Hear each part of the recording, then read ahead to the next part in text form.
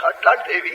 தாம் துராம கதாம் ஸ்ருத்வா வைதேகி மரண்டபாதி.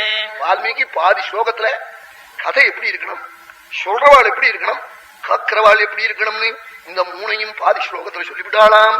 கதை எப்படிப்பட்ட கதை என்னாள்? தாம் துராம கதாம், அந்த ராமகதை விட்டாள்.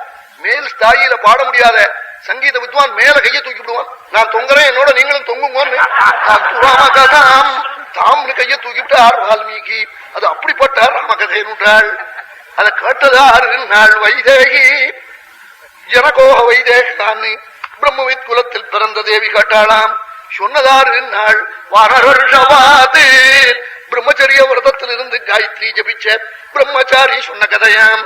தாம் துராம கதாம் ஸ்ருத்வா வைதேகி வானர்ஷவாது வாசவஜனம் சாந்தம் இதம் மதுரஜாகிரா கொதே ராமேண சம்சர்கः கதம் ஜானாசி லக்ஷ்மணம் அனராணாம் நராணாஞ்ச கதமாசீத் சமாகமः யானி ராமஸ்ய ஜிங்கானி லக்ஷ்மணஸ்ய ஜானः தானி பூயः சமாச்சக்ஷ்வ நமம் சோகஸ் சமாரிஷேத் பிரியா ராமகதாஹிமி.